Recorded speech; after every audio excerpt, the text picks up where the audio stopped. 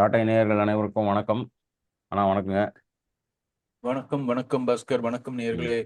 ம். சீசன் 40. ஆமா. ஆல்மோஸ்ட் 4வது வருஷம் நிறைவு வரப்போகுது. 4வது வருஷம் நிறைவு பெற போகுது. நாமளும் வார வாரம் பேசிட்டு இருக்கிறோம். யாவல் கேட்கறாங்க, யார் கேட்கலன்னு கவலையே படாம பேசிட்டு இருக்கிறோம். ம். ஆனா கேட்கறாங்க, மக்கள் தொடர்ந்து கேட்டுட்டு இருக்கிறாங்கிறது மாத்திரம் தெரியுது. அப்பப்போ நமக்கு தொலைபேசி மூலமாகவும் செய்திகள் மூலமாகவும் மக்கள் தெரிவிக்கிறத பார்க்கும்போது ம். தொடர்ந்து கேட்கறாங்க அப்படின்ற ஒரு விஷயம் மாத்திரம் தெளிவாக இருக்கு. ம். நம்மளோட மூத்த முன்னோடியும் இயற்கை விவசாய தலைவருமான இவரு நம்ம அரிச்சலூர் சொல்லுங்க. செல்வம் வேற சமீபத்துல கூப்பிட்டு, நான் லேட்டஸ்ட் எபிசோடு கேட்டேன் ம். அப்படின்னு சொல்லி ஃபீட்பேக் எல்லாம் கொடுத்தாரு. ம். அதனால பெரிய மனுஷங்களை நம்ம பேசுறது கேட்கும் போது இன்னும் ஒரு சந்தோஷமா தான் இருக்கு. ம். ரைட். ஆனா இந்த சீசன் நம்ம ம். பேசக்கூடிய தலைப்பானது ஆஹ், என்ன சொல்றது, இருக்கக்கூடிய சூழலை இன்னமும் வேகமாக, இருக்கக்கூடிய பிரச்சனைகளை இன்னும் அதிவேகமாக மாற்றக்கூடிய தன்மை இருக்கக்கூடிய ஒரு பிரச்சனை. ம். இருக்கிற எல்லா பிரச்சனையும் தூக்கி சாப்பிடுற மாதிரி ஒரு பிரச்சனை இப்ப நம்ம கண்ணு முன்னாடி நடந்துட்டு இருக்குது. ம். அதுதான் இந்த எல்னினோ அப்படின்றது. இந்த சீசன் முழுக்கவே ஸ்பெஷலாக நம்ம அதை பத்தியே பேசலாம் அப்படின்னு. ஆமா. ஆ. ஸ்பெஷல்ன்றதுக்கு சில சமயம் சிறப்பு அப்படின்னு சொல்லி சொல்றோம். தமிழ்ல இது சிறப்புன்ற வார்த்தை கொடுக்கணுமான்னு எனக்கு தெரியல. கவனம், சிறப்பு கவனம் தான் அது. Special attention. கவன ஈர்ப்பு தான் இது. ஆமா. மக்களை இதை பார்க்க வேண்டும், இதை ஏன் நம்ம சீரியஸா எடுத்துக்கணும், இது எப்படியெல்லாம் நம்மளை பாதிக்கும், நம்மளை ம். சுற்றி இப்பவே எந்த அளவுக்கு பாதிக்க துவங்கி இருக்குது அப்படின்றத ஒரு அஹ், அதற்காகத்தான் இந்த சீசன் முழுக்கவே நாம இதை பத்தி பேசலாம்னு. ஏன்னா விவசாயம் இந்நேரத்துக்கு அஹ், பல இடங்கள்ல விவசாயம் சார்ந்த பணிகள் துவங்கி இருக்கணும். ம். மாநிலங்கள் அளவிலேயே தேசிய அளவுல 4 5 மாநிலங்கள்ல இந்த வரைக்கும் எதுவுமே நடக்கல அப்படின்ற ஒரு நிலையில இருக்கு. ம். தமிழ்நாட்டையும் பொறுத்த வரைக்கும் நமக்கு மழை இந்த தடவை இந்நேரத்துக்கு ஒரு புழுதி ஓட்டுற அளவுக்காவது சில இடங்கள்ல நமக்கு மழை வந்திருக்கும். கொஞ்சமாவது ஒரு வந்திருக்கும். ஆடி மாசம் ஆரம்பிச்சிருச்சு இப்போ. முதல் சீசன் நம்ம முதல் எபிசோடு வர்ற அன்னைக்கு ஆடி 1 தேதி. நாளைக்கு ஆடி 1. அதான் நாம ஆமா. அதான் நாளைக்கு நம்ம அந்த எபிசோடு ரிலீஸ் ஆகும்போது ஆடி 1 தேதியா இருக்கும். நமக்கு ஆடிப்பட்டம் தேடி விதைன்னு சொல்ற மாதிரி இந்த ஆடிப்பட்டம்ன்றது முக்கியமான சீசனுடைய துவக்கமாக பார்க்கிறோம். ம். கோடை காலம் முடிஞ்சு ஆடிதான் நமக்கு ஒரு பெஞ்ச் மார்க் மாதிரி. ம். ஆனா இந்த வருஷம் கோடை மழையும் இல்லை. கடந்த 2 வருஷம் கோடை மழை இருந்ததுனால கொஞ்சம் தப்பிச்சோம். நமக்கு அந்த வெப்பமே தெரியாத அளவுக்கு சில இடங்கள்ல போன வருஷத்துக்கு முந்தைய வருஷம் பர்டிகுலர்லி நம்ம அஹ், கோடை வெப்பமே தெரியாத அளவுக்கு இந்த வருஷம் வெப்பமும் அதிகரிச்சு. அது எல்லாத்துக்கும் காரணம் நம்ம அந்த எல்னினோ அப்படின்னு சொல்றோம். ஸோ ஆமா. பாஸ்கர், உங்ககிட்ட முதல்ல கேட்கறது என்னன்னா, ம். நம்ம மக்களுக்கு புரியுற மாதிரி இந்த எல்னினோனா என்ன, அது ம். ஏன் நம்ம இந்த ஒரு வருஷம் ரொம்ப அவசியம் கவனிக்கணும், ம். அப்புறம் அந்த எல்னினோல சூப்பர் எல்னினோன்றாங்களே அப்படின்னா என்ன, இது எல்லாத்தையும் ம். கொஞ்சம் நீங்க நிறைய இதுல வேலை பண்ணிருக்கீங்க. ம். ஆம், வானிலை அறிக்கை சொல்ற அளவுக்கு நீங்க ம். வானிலை ஜோதிடராக உங்களை பல பேர் ஆர்வம் கேட்குற அளவுக்கு ஆயிட்டீங்க இப்போ. ம். அதனால நீங்க உங்களுடைய இந்த வானிலை ஆரிடமை தாண்டி ம். வாழ்க்கை முறையும் வாழ்க்கையே பாதிக்கிற அளவுக்கு இன்னைக்கு இது விஸ்வரூபம் எடுத்திருக்குது. ம். ஆம், தேசிய அளவுல பிரதம மந்திரி தலைமையில இதற்காக ஒரு கமிட்டி போட்டு இதை பத்தி பேசிட்டு இருக்கிறாங்க. ம். பல மாநிலங்கள்ல மாவட்ட அளவுல இதற்கான திட்டங்களை வகுக்க ஆரம்பிச்சிருக்கிறாங்க. ம். தமிழ்நாட்டுல என்ன நடந்திருக்குன்னு எனக்கு தெரியல இது வரைக்கும். ம். அரசாங்கம் இதை பத்தி பேசியிருக்கான்றது கூட எனக்கு அந்த அளவுக்கு தெரியாது. ஏன்னா வெளியில இப்ப புது அரசாங்கன்றதுனால என்ன ம். நடக்குது அப்படின்றது வெளியில பெருசா வர்றது கிடையாது. அதனால நமக்கு ம். தெரிய மாட்டாங்க.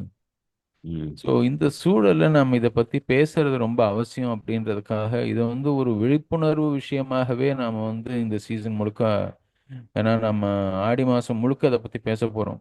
ஆமா. ஆடி 1ஆம் தேதி ஆரம்பிச்சு ஆடியில ஆடி முடிஞ்சும் பேசுவோம், 5 வாரம்ல. 5 வாரம்னா ஆடி முடிஞ்சும் பேசுவோம். நம்ம ஊர்ல தான் இப்ப இந்த ஆடி கூழ் ஊத்துறதும் தீ மிதிக்கிறதும் 5 வாரம் 6 வாரம் 8 வாரங்கள்லாம் கூட ஆடி மாசம் நடக்குது இப்போ.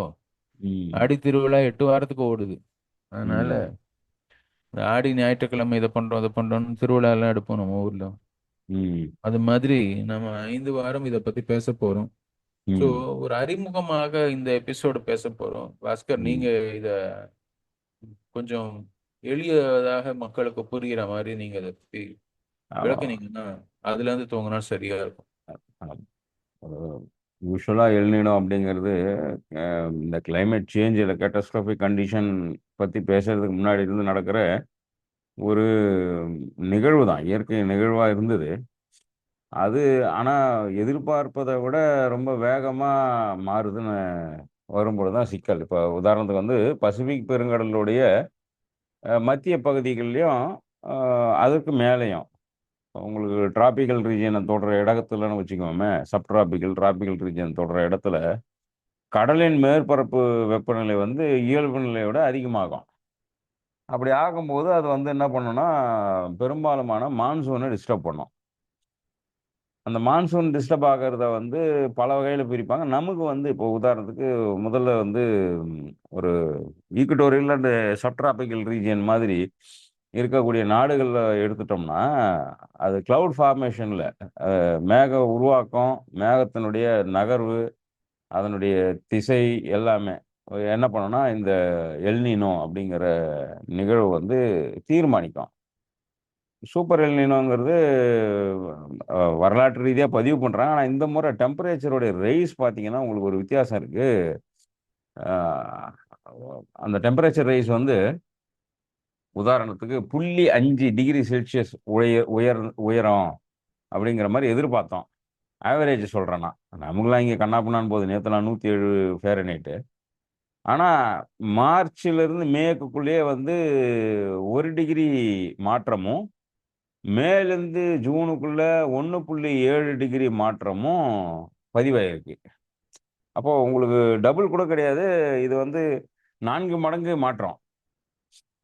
ஆவரேஜ் டெம்பரேச்சர் ரைஸ் வந்து எல்னினோல என்ன இருக்கும்னா, கடற்பரப்பு அந்த இதுல குறிப்பா நாம சொன்ன மாரி இந்தியா மாரியான இடங்களுக்கு வந்து எண்ட் ஜோன் சொல்லுவோம். எல்னினோவுடைய அ சவுத் ஆசிலேஷன்னு சொல்லுவோம். அந்த தெற்கு அலைவு அப்படின்னு நான் சும்மா தமிழ்ல எழுதி வச்சிருக்கேன். பெருசா இதுக்கெல்லாம் தமிழ் டேர்ம் இல்ல. அது வந்து உங்களுக்கு மார்ச்ல இருந்து ஜூன் வரைக்கும் கணக்கு எடுத்தாக்கா, மார்ச்ல 0.4 டிகிரி சென்டிகிரேடு உயர்வா இருந்தது. மேல 1 டிகிரியா மாறி, ஜூன்ல 1.7 டிகிரியா மாறியிருக்கு அப்படின்றது உலகளாவிய தரவுகள்ல இருந்து எடுக்கப்படுறது. இது. அ ஜூலை முதல் வாரம் வரைக்கும் நான் பார்த்துருக்கேன். இதுக்கப்புறம் மத்த தரவுகள சேகரிக்கணும். இது வந்து என்ன வகையான மாற்றத்த வந்து கொண்டு வரும் அப்படின்னும்போது 2, 3 விஷயங்கள பார்க்கணும். ஒண்ணு பருவமழையில உங்களுக்கு பெரிய மாற்றம். தென்மேற்கு பருவமழை வந்து முற்றிலும் குறைஞ்சிரும் அப்படிங்கிறது இந்திய வானிலை ஆய்வு மையத்துடைய தரவா இருக்கு. அவங்க என்ன எதிர்பார்க்குறாங்கன்னா, ஒட்டுமொத்த பருவமழையில வந்து 40% வரைக்கும் நமக்கு போதாக்குறை டெஃபிசிட் இருக்கும் அப்படின்னு நெனச்சாங்க. ஆனா அந்த 40% மழைப்பொழிவு வந்து இன்னைக்கு ஜூலை முதல் வாரம் வரைக்குமே அது வந்து முடிஞ்சு போச்சு. இது இது மாரி இந்த ஓவர் ஷூட் டே மாரி நமக்கு அக்டோபர்ல வந்து ஒரு 40% டெஃபிசிட் இருக்கும் அப்படின்னா, அத ஏத்துக்கலாம். ஆனா ஜூன்லயே நமக்கு வந்து வர வேண்டிய மழையில 60% கூட இருக்கும்ன்றாங்க சவுத்துல. இது வந்து இந்தியாவுக்கு 40. ஆம், ஆம், தென்னிந்தியாவுக்கு வந்து 60% வரைக்கும் கூட டெபிசிட் வரும் அப்படின்னு சொல்றோம். இது வந்து ஒரு அறிமுகமா எடுக்கலாம். பட் என்ன வெவ்வேறு மாற்றங்கள் என்ன நடக்கும்னா, அதுக்கப்புறம் இந்த இந்த வெப்ப அலை வந்து என்ன பண்ணும்னா, மேபி இந்த ஆடி காத்து வந்து நம்ம அடிக்கடி பேசுறோம் இல்லையா? இது வந்து ஆல்ரெடி மழை இல்ல. அப்புறம் சர்ஃபேஸ்ல இருக்கிற மாய்ஸ்சர மொத்தமா வழிச்சு எடுத்துன்னு போயிரும். இந்த ட்ரேட் விண்ட்ல இருக்கக்கூடிய டெம்பரேச்சர் டிஃபரன்ஸ். ட்ரேட் விண்ட் வர்த்தக அலைன்னு மொழிபெயர்க்கிறாங்க. த தடக்காற்றுன்னு மொழிபெயர்க்கிறாங்க. ஆனா ட்ரேட் விண்ட்னே ஞாபகம் வச்சுக்குவோம். இது வந்து இந்த என்சோ நம்ம என்சோன்னு எடுத்துப்போம். எல்னினோவுக்கு வந்து நமக்கு எடுத்தோம்னா, சவுத் ஜோனுக்கு எடுத்தோம்னா, இந்தியாவுடைய சவுத் ஜோனுக்கு என்சோ வந்து சதர்ன் ஆசிலேஷன் வந்து ரொம்ப பெரிய பாதிப்பை ஏற்படுத்துது. அந்த பாதிப்பு வந்து இன்னைக்கு வரைக்கும், இன்னைய தேதி வரைக்கும் என்ன பாதிப்புனா, நமக்கு வந்து அ ஜூன் மாசம் 2வது அல்லது 3வது வாரங்கள்ல மேட்டூர்ல இருந்து நமக்கு வந்து தண்ணி வரணும். அத தொறந்து விடுறதுன்றது நமக்கே தெரியும். அது ஒரு திருவிழா மாதிரி. அரசாங்கத்துக்கும் தெரியும், மக்களுக்கும் ஒரு திருவிழா.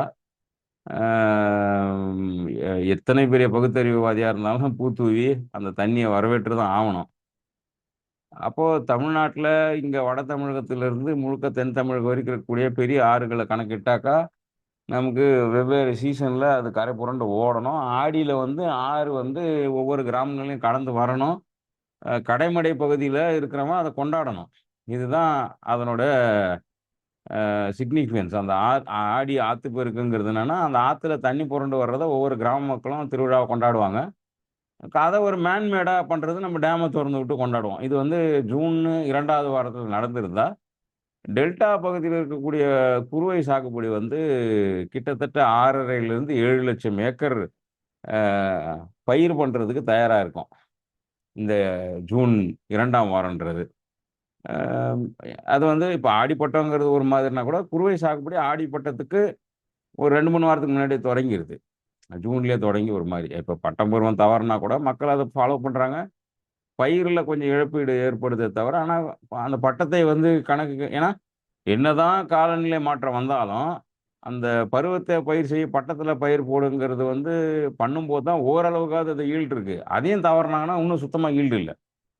குறிப்பா இந்த உள்ளூர் ரக விதைகள வச்சிருக்கிறவங்க வந்து தப்பிச்சுக்கிறாங்க.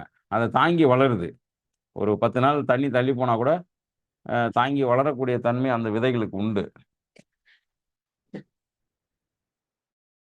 அப்போ அந்த குறுவை சாகுபடி ஃபெயிலியரு இப்பவே. அது வந்து நான் ஃபெயிலியர்ன்னு எப்போ ஒத்துப்பாங்கன்னா, 3 மாசம் கழிச்சு ஈல்டு வரும்போது தான் ஒத்துப்பாங்க. இங்க விதையே விதைக்கலன்னா எப்படி ஈல்டு வரும்? இல்லையா? ஒரு கிராமத்து பழமொழி சொல்லுவாங்கல்ல. அக்காடு திருத்தி க பருத்தி விதைப்பானா நான் அப்பன். எனக்கு 2 இப்பவே 2 பாவாடை கட்டாலாம் அப்படின்னு ஒரு பழமொழிலாம் இருக்கும். அதாவது விதையே போடாம கனவு காண்றது.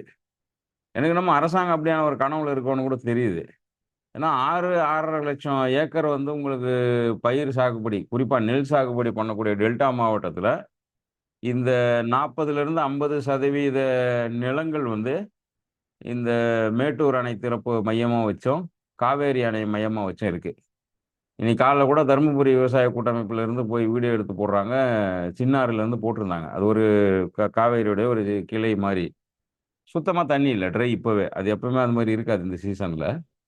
அப்ப அத ஒட்டி இருக்கக்கூடிய அ ஆற்று பாசனத்த நம்பி இருக்கக்கூடிய அ நெறைய நெல்லு மட்டும் இல்லாம நெறைய இந்த குறுவை சாகுபடியில பயிர் பண்ணக்கூடிய நெறைய விஷயங்கள் இப்போ வந்து நடக்கல.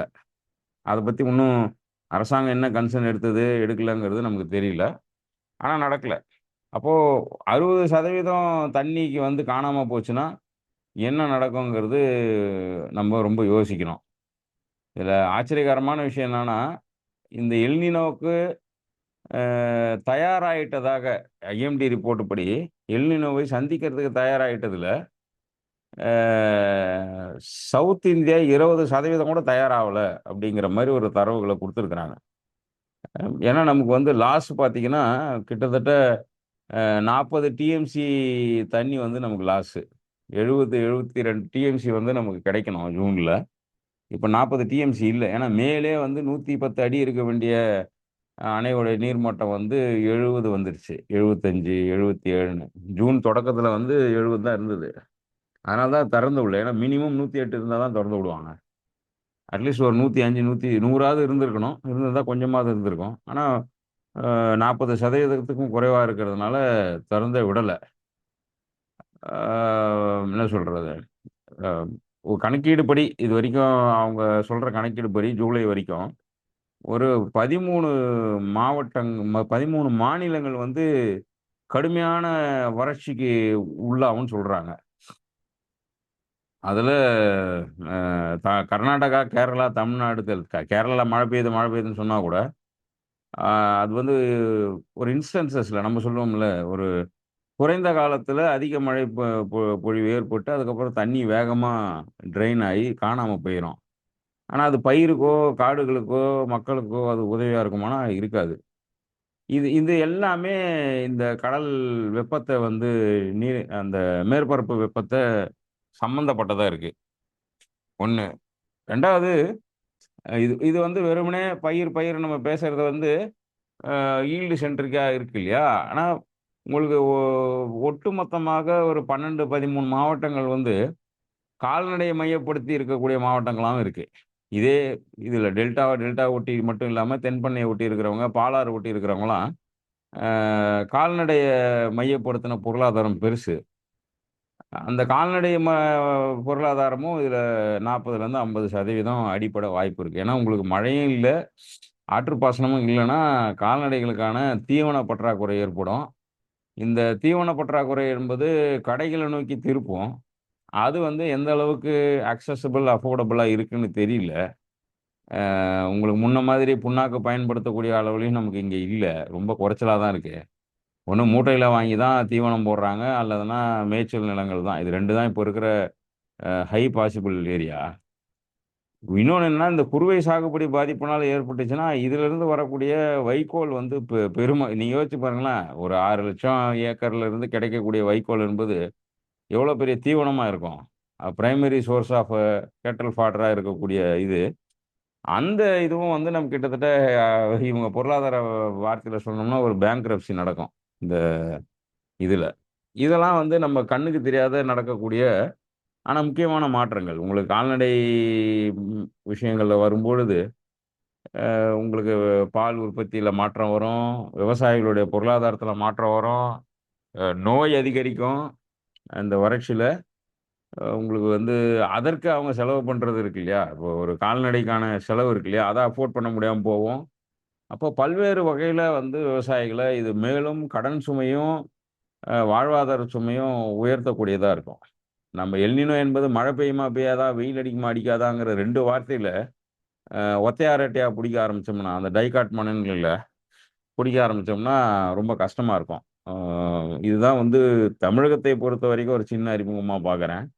உலக அளவுல நமக்கே தெரியும் பிரான்ஸ்லலாம் சாவுறாங்க. பிரான்ஸ்ல வந்து தங்களுடைய வீடுடைய ஆர்க்கிடெக்சர மாத்துறாங்க இதுக்காக.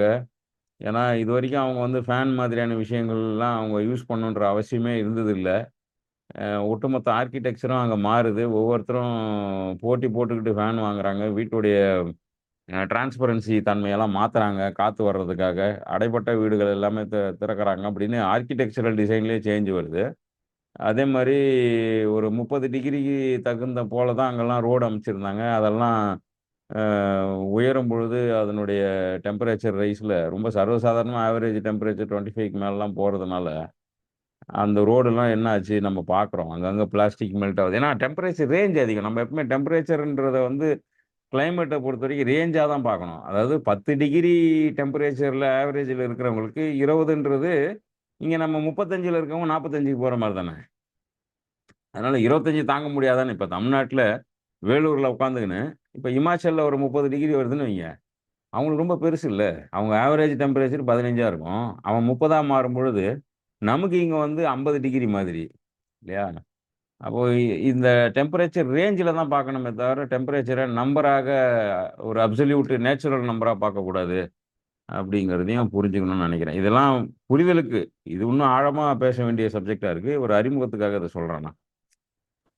இதுல நீங்க 2, 3 விஷயம் நிறைய விஷயங்கள் இப்ப தொட்டிருக்கிறீங்க. பட் ம், நம்ம சராசரி மக்களுக்கு ம். இதனால பொருளாதாரத்துல நடக்கக்கூடிய தாக்கம் என்னவாக இருக்கு? அ அதான் நான் சொன்ன மாரி 2 விஷயங்கள் நடக்கும். உங்களுக்கு பிரைமரி செக்டார் பாதிக்குதுன்னா, ஃபுட் காஸ்ட் இன்கிரீஸ் ஆயிடும். இல்லையா? ஒரு உணவுக்கான ஆதார பொருட்களா இருக்கக்கூடிய விஷயங்கள் வந்து ஸ்டேபிள் உடைய காஸ்ட் வந்து கூடும். பற்றாக்குறையினால கூடும். அக்சஸிபிலிட்டி மாறிடும். தொலைதூரத்திலிருந்து வர வேண்டியதா இருக்கும். அரசாங்கத்தினால எல்லா விதமான அன்றாடங்களையும் ரேஷன் பண்ண முடியுமான்றதுக்கான சிஸ்டமும் அவங்ககிட்ட இல்ல.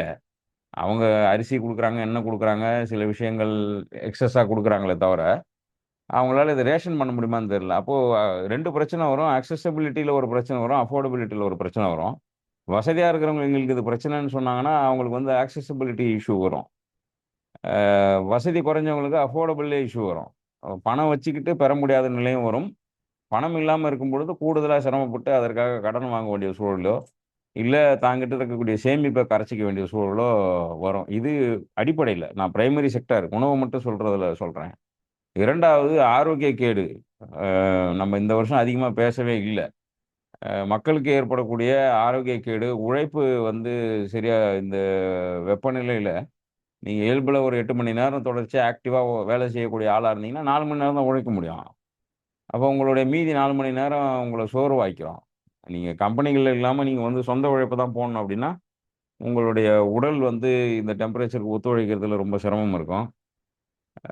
லைஃப் ஸ்டாக் இஷ்யூன்னு வரும்பொழுதும், அதான் சொன்னேன் இல்லையா? ஃபாடர் மாதிரி அத அத ஒட்டி மானாவாரி மையப்படுத்தி இருக்கக்கூடிய பொருளாதாரம்னு ஒண்ணு இருக்கு. 40% உணவு உற்பத்தியில மானாவாரி விவசாயம் தான் முன்னணியா இருக்கு. அப்போ ரெயின் டெஃபிசிட் என்பது வந்து நீர்ப்பாசன நஞ்சை நிலங்களுக்கே இந்த சிக்கல்னா, வானம் பார்த்து இருக்கக்கூடிய புஞ்சை நிலங்களுடைய பொருளாதாரம் வந்து கிட்டத்தட்ட 40% மக்கள் அதில ஈடுபட்டுருக்காங்க. நேரடியாகவும், மறைமுகமாகவும். இந்த சிக்கல் வரும். ஓவராலா நமக்கே தெரியும் 40லேருந்து 45% எம்ப்ளாய்மென்ட் வந்து இன்னைக்கு வந்து இந்த பிரைமரி செக்டார நோக்கி தான் இருக்கு. விவசாயம், அத ஒட்டி இருக்கிற ஆன்சிலரிலே 40%க்கும் மேற்பட்ட கிராம, நகர மக்கள் வந்து உணவு சார்ந்த விஷயத்திலே ஈடுபட்டுருக்கிறாங்க. இந்தியாவ பொறுத்தவரைக்கும். அவர்களுக்கெல்லாம் வந்து ஏன்னா காஸ்ட் கட் பண்ணணும்போது எம்ப்ளாய்மென்ட்ல தான் கை வைப்பாங்க.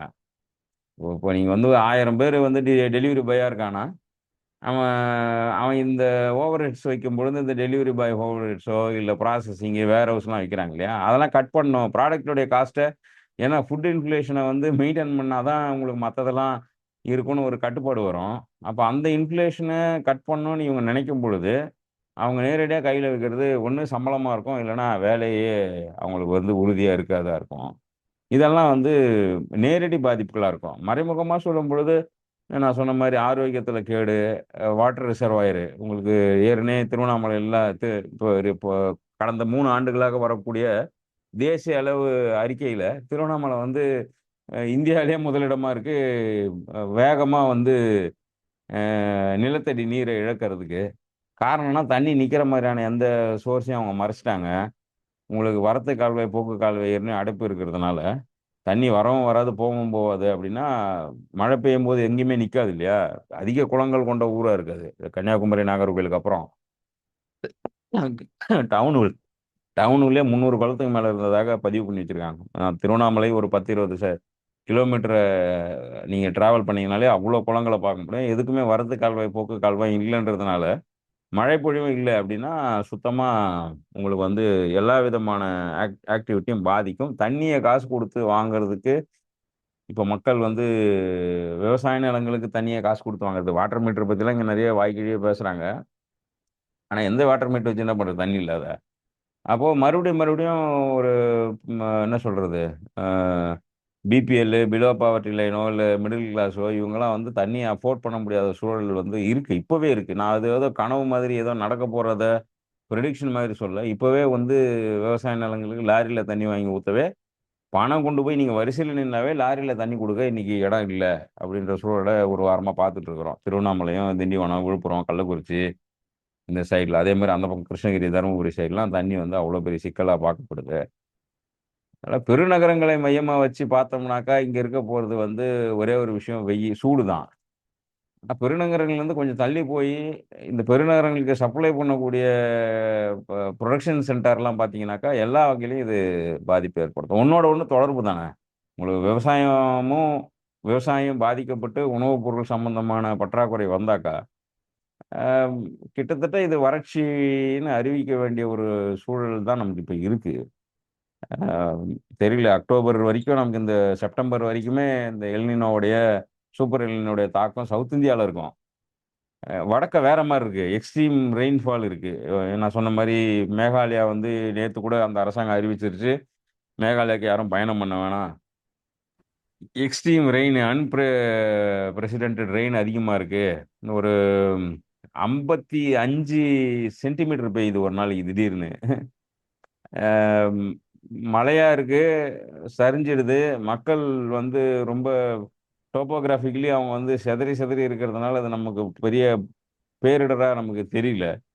ஆனா அதே மாதிரி எக்ஸ்ட்ரீம் இன்ஸ்டன்சஸ் இப்போ 2018, 15, 23ல வந்த மாதிரி சென்னைக்கெல்லாம் ஒரு எக்ஸ்ட்ரீம் ரெயின் வர வாய்ப்பு இருக்குன்னு ப்ரெடிக்ட் பண்ணுது ஐஎம்டி. அக்டோபர்ல, அக்டோபர், நவம்பர், டிசம்பர்ல வந்து அந்த மாதிரி எக்ஸ்ட்ரீம் ரெயின்ஃபால் இருக்கும் வாய்ப்பு இருக்குங்கிறாங்க. அது என்ன மாதிரியான மாற்றத்தை ஏற்படுத்தணும் ஒன்றும் தெரியல. இந்த வெயிலுடைய தாக்கமும் அந்த மழையை நமக்கு சேகரிச்சு வைக்க முடியாத மாதிரி ஒரு குறுகிய காலத்துல பெஞ்சு காணாம போயிருங்கிறாங்க. இதெல்லாம் ஒண்ணு. இதை விட முக்கியமான ஆய்வு ஒண்ணு என்ன சொல்றாங்கன்னா, மழை பொழிவு என்பது மேகத்திலிருந்து தரையை தொடுறதுக்குள்ளார இந்த மத்திய பகுதிகளிலே ஆய்வு ஆகி ஒரு 25லேருந்து 30% திரும்பி மறுபடியும் மேகமா மாறிடும். அதுல ஒரு 20, 25% நமக்கு லாஸ் இருக்குங்கிறாங்க. அப்போ இது வந்து பல்வேறு புள்ளிகள்ல இருந்து புரிஞ்சுக்க வேண்டியதா பார்க்கிறேன் இந்த எல்னினோவ. அந்த இதுலயே சினாரியோ இன்னும் படிக்கணும். அந்த நான் சொன்னேன் இன்னும் இல்லையா? கூட அந்த சூப்பர் எல்னினோன்றது என்னன்றது கொஞ்சம் சொல்லிடுங்களேன் அப்படியே. அதான் இந்த டெம்பரேச்சர் ரைஸ் வந்து 0.4 இல்ல 0.7 அந்த மாதிரி தான் இருக்கும் யூசுவலா. அது வந்து ஒரு 10 வருஷம், 12 வருஷத்துக்கு ஒரு முறை 96ல வந்துச்சுங்கும்பாங்க, 45ல வந்ததும்பாங்க, 62ல வந்ததும்பாங்க, இந்த மாதிரி. ஆனா இது வந்து 2 டிகிரி கூடியிருக்கு. ஆல்மோஸ்ட் ம் 1.8 டிகிரி கூடியிருக்கு. அப்ப 4 மடங்குக்கான வெப்ப உயர்வ தான் நம்ம அந்த சூப்பர் எல்னினோங்கிறோம். அப்ப 4 மடங்கு வறட்சி வரும், அல்லது 4 மடங்கு மழை பொழிவு வரும், இல்ல 4 மடங்கு குளிர் வரும்ன்றது தான். இப்ப பல இடங்கள்ல வந்து அன்னைக்கு நம்ம பேசிட்டு இருக்கும்போது குமார் அண்ணன் சொன்னாங்க இல்லையா? பல இடங்கள் வந்து இங்க இவ்வளவு வெப்பம் இருக்குன்னா, நிச்சயமா ஏதோ ஒரு மூலையில பூமியில அதிகப்படியான குளிர் உருவாகும். ம் இதெல்லாம் தான் அந்த சூப்பர் எல்னினோன்னு சொல்றது. அதாவது எல்லாமே 3லிருந்து 4 மடங்கு மாறியிருக்கு. ஏன்னா ம் ஆவரேஜா 0.5 ரைஸ் ஆகணும். அந்த பசிபிக் ஓஷன்ல டெம்பரேச்சர் சர்ஃபேஸ் டெம்பரேச்சர். ஆனா இந்த முறை 4 மடங்கு உயர்ந்திருக்கு. 1.8 வரைக்கும் போயிருக்கு ஜூன் முதல்ல. இப்ப ம் கொஞ்சமா குறையுது. ஆனா குறைஞ்சாலும் அதனுடைய தாக்கம் அப்படியே தான் இருக்கு. கொஞ்சமா குறையுதுன்னா என்ன அர்த்தம்? 0.2, 0.3 அளவுக்கு தான் குறையுது. 1.5 வரைக்கும் இருக்கு இப்போ. அப்போ இந்த டைம்ல வந்து இப்போ 0.3 தான் இருக்கணும். ஆனா 1.5 இருக்கு. அப்போ 5 மடங்கு டெம்பரேச்சர் ரைஸ் வந்து உங்களுக்கு என்ன சொல்றது? அம் ஒரு கடலின் மேற்பரப்பு வெப்பநிலை வந்து 5 மடங்கு உயர்ந்திருக்குன்னா, அதை ஒட்டி இருக்கக்கூடிய காற்றோட்டமோ, அல்லது இதெல்லாமே 5 மடங்கு இருக்குன்னு அர்த்தம். மழை பொழிவு இருந்தாலும் அது மாரி தான் இருக்கும். இன்ஸ்டன்ஸா தான் இருக்கும். வறட்சி மாதிரி மழையே இல்லாம இருந்தாலும் அதே அளவுக்கு அதனால தான் ஐஎம்டி என்ன சொல்றாங்கன்னா, 60% வரைக்கும் நமக்கு டெபிசிட் இருக்கும். அன்டில் செப்டம்பர் வரைக்கும்னு சொல்றாங்க. ஆனா இந்த 60% வந்து அக்டோபர், நவம்பர், டிசம்பர் பூர்த்தி பண்ணோம்னா, என்னைக்காவது ஒரு நாள் பெஞ்சு காணாம போயிரும். அது வந்து ஒரு மான்சூன் மாரி இருக்காது. ஒரு எக்ஸ்ட்ரீம் இன்ஸ்டன்ஸஸா வந்து காணாம போயிரும். அப்போ ம் மறுபடியும் அதே நிலை தான் தொடரும். இதுதான் சூப்பர் எல்னினோங்கிறது. எல்னினோங்கிறது ஒரு 0.5% அளவுக்கு கடலின் மேற்பரப்பு உயரம். அதனால ஏற்படக்கூடிய காற்றழுத்த தாழ்வுலயோ, அல்லது மேக உருவாக்கத்திலயோ கொஞ்சம் டிஸ்டர்பன்ஸ் இருக்கும். இது வந்து 3 மடங்கு, 4 மடங்கு அந்த டிஸ்டர்பன்ஸஸ அதிகப்படுத்துது இந்த முறை. ம் இதுல இன்னொரு கேள்வியும் எனக்கு நீங்க பேசும்போது தோணுச்சு. நீங்க ஆரம்பிக்கும் போது ம், எல்னினோ பத்தி பேசும்போது ம். கிளைமேட் சேஞ்சுக்கும் இதுக்கும் வேறுபடுத்தி பேசுனீங்க. ஆமா. பருவநிலை மாற்றம்னு சொல்றதும். ஏன்னா பல பேருக்கு இந்த ஒரு கன்ஃபியூஷன் இருக்கு. ம், இது இதுக்கும் பருவநிலை மாற்றத்துக்கும் என்ன சம்பந்தம்? ஏன்னா சில பேர் ரொம்ப டெக்னிக்கலா பேசுறத நினைச்சிட்டு ம், இது பருவநிலை மாற்றம் இல்லை, இது சீசனல் சேஞ்ச், வெதர் மாறுறது அப்படின்றது, இது வந்து தொடர்ந்து ஒரு சைக்கிள்ல வரும். ம், 12 வருடங்களுக்கு ஒரு முறை வரும், அது மாதிரி ஒரு சைக்கிள் தான் இது ம், அப்படின்னு. ம், ஆனால் ம், ஓவராலா கிளைமேட் சேஞ்ச்ன்ற ஒரு ஈகோ சிஸ்டம்ல இது வரும்போது கான்சிக்வன்சஸ் வந்து இன்னமும் வந்து எக்ஸசிவா இருக்கும், அன்பிரடிக்டபிளா இருக்கும் அப்படின்றது தான் உலக அளவில் இருக்கக்கூடிய அந்த கிளைமேட் சயின்டிஸ்ட் எல்லாம் பேசும்போது சொல்றது. ம்.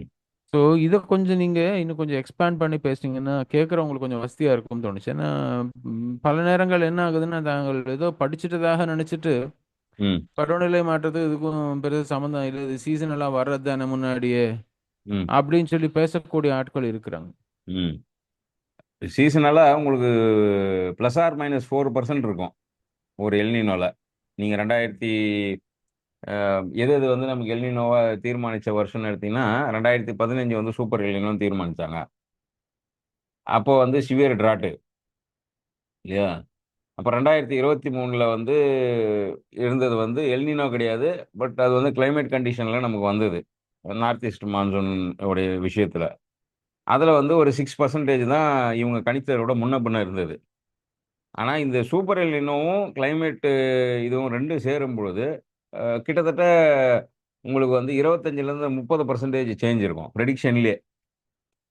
என்ன விஷயம்னா, இப்போ வந்து ஒரு ஐஎம்டியோ, ஏதோ ஒரு வெதர் மானிட்டரிங் ஸ்டேஷன்ல இருந்து பிரைவேட்டோ, கவர்ன்மென்ட்டோ ஒரு டேட்டா குடுக்குதுன்னா, பிளஸ் ஆர் மைனஸ் 4 டூ 5 வந்து எரர் இருக்கலாம். அது டியூ டூ கிளைமேட் கிரைசிஸ்னாலயோ, இல்ல எல்னினோலயோ இருக்கணும் இல்லையா? அந்த எரர் வந்து மாறியிருக்கு. இப்போ உதாரணத்துக்கு ஐஎம்டி வந்து இப்ப கேரளா எடுத்துப்போம். ஒரு எக்ஸாம்பிளா எடுத்து சொன்னா தான் இது மக்களுக்கு புரியும்னு நெனைக்கிறேன். கேரளால போன மாதம் ப மழை வந்து அவங்க வந்து சொன்னாங்க. பிரெடிக்ட் பண்ணி சொன்னாங்க. ஆக்சுவல் மழைப்பொழிவு நடக்கிறத விட 4 நாள் முன்ன பின்ன இருக்குன்னு சொன்னாங்க. ஆனா அது 9 நாளு டிலே. அப்போ டபுள் ஆயிருக்கு எரரு இல்லையா? பிரெடிக்ஷன் உடைய எரர் வந்து டபுள். ஐஎம்டி நான் சொல்றது முழுக்க முழுக்க ஐஎம்டி உடைய தரவுகள வச்சு சொல்றேன். ம எனக்கு ஏதாவது ஒரு உதாரணம் சொன்னா தானே புரியும். கேரளா ஒரு உதாரணமா எடுத்தோம்னா, அவன் வந்து ஒரு பிரெடிக்ட் பண்ணி சொல்றான்னு இப்ப தமிழ்நாட்டுக்கு வந்து அ ஜூன் 15 மழை பெய்யணும். மழை பெய்யும் வாய்ப்பு இருக்கு அப்படின்னு சொல்றாங்கன்னா, ஜூன் 13 பெய்யலாம், இல்ல ஜூன் 15, 16 பெய்யலாம். இது வந்து ஜூன் 25ஆம் தேதி பெய்யுது. இல்லையா? அப்போ அந்த பிரெடிக்ஷன் ஃபெயிலியருக்கு காரணம் வந்து இப்ப எல்னினோ வந்து ஒரு ரெகுலர் அக்கரன்சஸ்ன்னு வச்சுக்குவோமே, அதுக்கு ஒரு மாடலிங் இருக்கும். கிளைமேட் மாடலிங் இருக்கும் இல்லையா? அந்த மாடலிங்லாம் பொய்யாவுதுன்னா, எல்னினோன்ற ஒரு தனி மாடலும், கிளைமேட் கேட்டாஸ்ட்ராஃபிக்ன்ற 2 மாடல்லயும் ஏற்படக்கூடிய 2 எரரினுடைய குமுலேட்டிவ் நம்ம பார்க்க வேண்டியது இப்போ. இதனால ஒரு தவறு நடக்குது. எல்னினோவால இந்த டேட்டாவ பிரெடிக்ட் பண்ண முடியாத ஒரு தவறு இருக்கு. இப்போ நீங்க உதாரணத்துக்கு வந்து, இப்ப நம்ம பிரதீப் ஜான் கூட எழுதுறாரு. அவரு அக்டோபர், நவம்பர், டிசம்பர்ல எழுதுறது துல்லியமா இருக்கும். ஏன்னா, அது ஐஎம்டி காலையில ஒரு டேட்டா குடுக்கும். கிளைமேட் மாடலிங்ல அ பிரைவேட் ஆப்ஸ்லாம் கூட ஒரு தரவுகள குடிக்கும். நீங்க புடிச்சீங்கன்னா, அதிகபட்சம் என்ன எரர் நடக்கும்னா, நான் சொன்ன மாரி 5% எரர் நடக்கும். ஃபார் எக்ஸாம்பிள் சாயங்காலம் 6 மணிக்கு மழை பெய்ய வாய்ப்பு இருக்குன்னா, ஒரு 5:20 பெய்யுமா இருக்கும். இது வந்து அ வெதர் இது இல்லையா? ஆனா கிளைமேட்ன்றது வெதர் மாதிரி பார்க்க முடியாது. கிளைமேட்ன்றது ஓவரால் வருஷத்த கணக்கு பண்ண வேண்டியிருக்கு.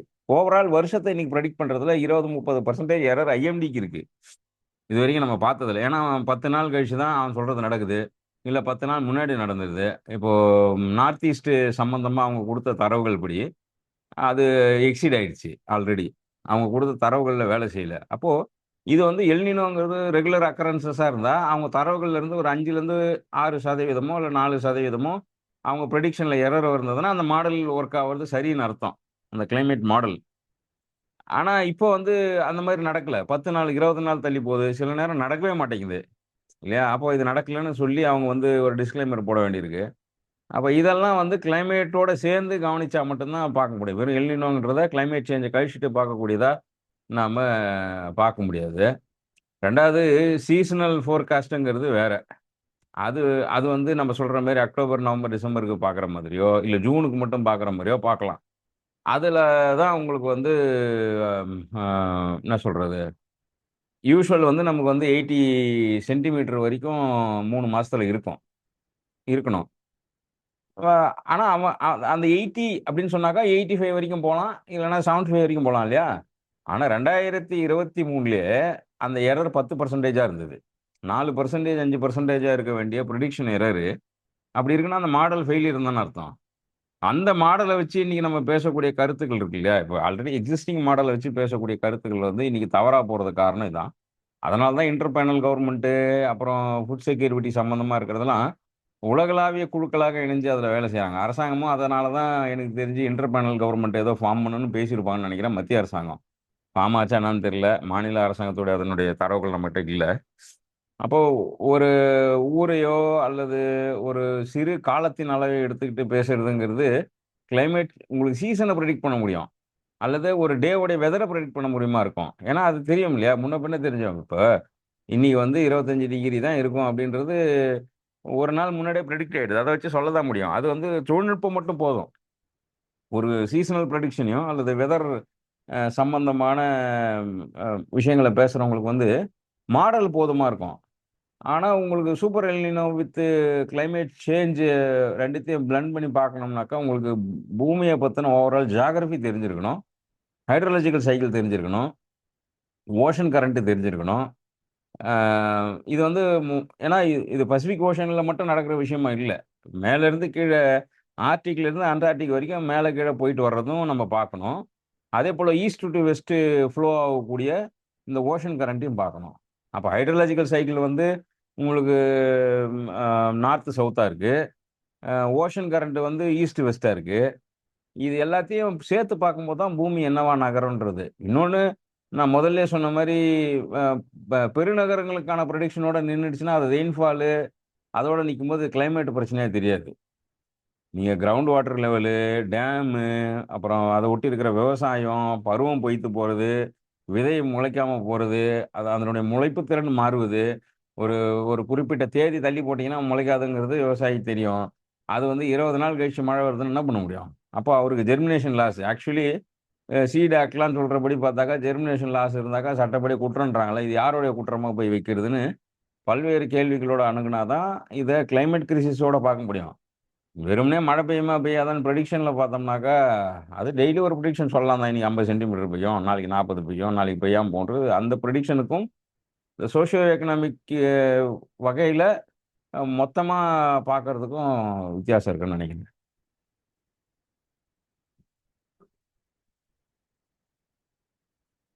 ஒட்டு மொத்தமா பார்க்கும்போது தெர் இஸ் இல்லை, நம்ம தனித்தனியாக பேசலாம். இப்போ தமிழ்நாடு மட்டும் ஒரு நாள் எடுத்து பேசுவோம். இந்திய அளவில் ஈஸ்ட் சவுத்து நார்த்து அது மாதிரி 4 திசையிலையும் எடுத்து பேசணும். ஏன்னா ஒவ்வொன்றும் ஒரு ஒரு மாதிரி இருக்குது. இப்போ நீங்கள் பஞ்சாபில் வந்து உங்களுக்கு பஞ்சாப் ஹரியானா சந்திக்க போகிற வறட்சியை உங்களுக்கு வந்து பூனே மகாராஷ்டிராவில் வந்து சந்திக்காது. அப்போ ஒட்டுமொத்தமாக நம்ம வட இந்தியான்னு பேசுகிறோம் இல்லையா, நார்த் இந்தியான்னு, அது தப்பு.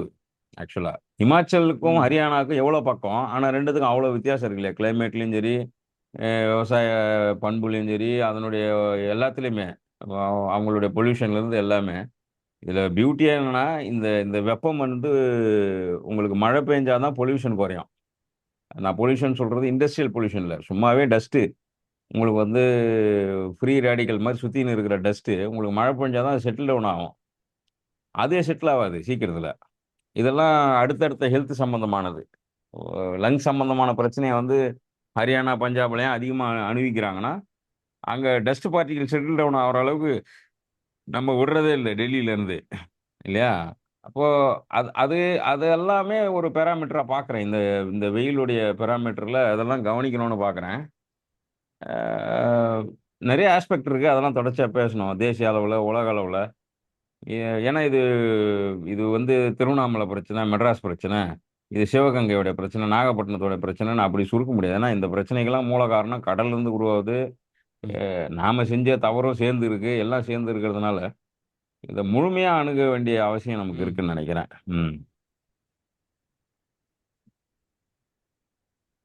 நம்ம அதாவது உணவு பஞ்சத்துக்கு வந்து ஒட்டுமொத்தமா அவ்வளவா. இந்த வருஷம் நீங்க பேசுறத கேட்கும்போது, ம். ஹலோ, சொல்லுங்க. நான் பேச கேக்குதா? ஆமா, கேக்குதுண்ணா, சொல்லுங்க. ஒட்டுமொத்தமா நீங்க பேசும்போது இந்த வருஷம் இந்த திருவிழா பட்ஜெட்டு எல்லாமே மக்களுக்கு பெருசா அடிபடும். ஏன்னா ஆடி மாசத்துல இருந்து துவங்கி நமக்கு தான் பண்டிகைகள் எல்லாம் அதிகம். இப்பதான் ம். ஆடி மாசத்துல இருந்து மார்கழி தை வரைக்கும் தான் நம்மளோட பண்டிகை. தை மாசம் கல்யாணங்கள் அதெல்லாம் ஆரம்பிச்சு ஒரு விதமாக இந்த என்ன சொல்றது, பங்குனி மாசம் ஊர் திருவிழாவோட முடியும் நம்ம சீசன். ம். அதுல சித்திரை 1ஆம் தேதி சித்திரைக்கு நம்ம இதுல சித்ரா பௌர்ணமி நம்ம இது நடக்கும் மதுரையில. ம். ம். அதுதான் வந்து almost end of the season. Agriculture ஏப்ரல்ல மிடில் அது வந்துச்சுன்னா அதோட முடியும். திரும்பி மே ம். ஜூன் ஜூலை 3 மாசம் ஒரு விதமாக ஒரு ஒரு கேப் இருக்கும். திரும்பி ஆடி மாசத்துல வந்து நம்ம பண்டிகைகள்லாம் துவங்கும். ஏன்னா ம்.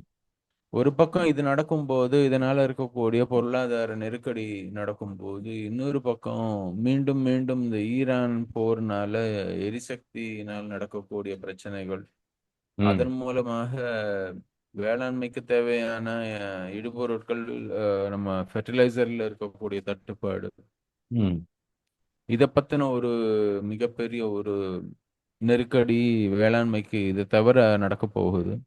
ம் மூன்றாவது, இந்த நகரப்புறத்தில் வாழக்கூடியவர்கள், நடுத்தர வர்க்கத்து மக்கள், இவர்களுக்கு எல்லாமே வந்து ஒரு பக்கம் இதனால நடக்கக்கூடிய பொருளாதார சிக்கல்கள், ம் ஆல்ரெடி பார்க்குறோம்.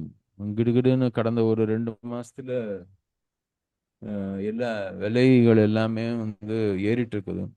ம் நுகர்வுப் பொருட்களுடைய விலை ஏற்றம். ம் இதோட கூடி இன்னொரு பக்கம் இந்த தொழில்நுட்பத் துறையில வேலை செய்யறவங்க பல பேருக்கு இந்த ஏஐ மூலமாக நடக்கக்கூடிய மிகப்பெரிய தாக்குதல், ம் வேலைவாய்ப்பு இழப்பு அப்படின்றது இன்னொரு அன்சர்டனிட்டி, அதாவது ஒரு நிலையற்ற தன்மை வந்து அடுத்த ஒரு ஒரு 1.5 வருஷத்துக்கு இதனுடைய தாக்கம் தொடரும். ம் இதனால புதுசா வியாதிகள் ஏற்படுத்துறது, இதனால பொருளாதார சிக்கல்கள் தனிநபர் வாழ்க்கையில ஏற்படுத்துறது, இதனால நடக்கக்கூடிய இதர பாதிப்புகள், இதெல்லாம் பார்க்கும்போது மேலும் மேலும் இதை பத்தி நாம பேசும்போது மாத்திரம்தான் ம் எந்தெந்த மாதிரியான இதை சமாளிக்கிறதுக்கான யுக்திகள் நாம என்னென்னலாம் கையாளணும் அப்படின்றது தனிநபர் வாழ்க்கையிலையும் சமூகங்கள்லையும் சின்ன சின்ன குழுக்கள்லையும், ம் எனக்கு மீண்டும் மீண்டும் நம்ம முன்னாடி அதை பத்தி பேசியிருக்கோம், இருந்தாலும் சொல்ல வேண்டியது என்னன்னா, இந்த மனித நேயம்ன்றதும் ஒருத்தருக்கு ஒருத்தர் உதவியாக இருக்கிறதும் தான் வந்து இந்த மாதிரி ஒரு சூழல்ல ரொம்ப முக்கியம் அப்படின்றது தோணுது. ம். ஸோ அதை இன்னும் மாத்திரம் நம்ம முக்கியமான மையப்படுத்தி. தரவுகளோட அடுத்தடுத்த வாரங்களில் பேசுவோம். ஆமா. எவ்வளோ மாவட்ட ரீதியாக கூட நம்மளால் கணக்கில் எடுத்து பேச முடியும். இந்திய அளவில் உங்களுக்கு 740க்கு ப்ளஸ் மாவட்டம் இருக்குது. அந்த அதெல்லாம் தரவுகள் வந்திருக்கு. அதனால் அது பேசுறதுக்கு நமக்கு ஈஸியாக இருக்கும். இன்னும் கொஞ்சம் தீர்க்கமாக நம்ம அந்த விஷயங்கள்லாம் பார்த்துட்டு ஒவ்வொரு எபிசோட்லையும் பேசலாம். மாநில, தேசிய, உலகளாவிய பிரச்சனை என்னவா இருக்கும் இந்த 2026லன்னு. கிட்டத்தட்ட 45 நிமிஷத்தை கடந்துட்டோம். அதனால் நிறைவு ம். செய்துப்போம். சரி. நேயர்களுக்கு நன்றி. நன்றி, வணக்கம். ம் ம்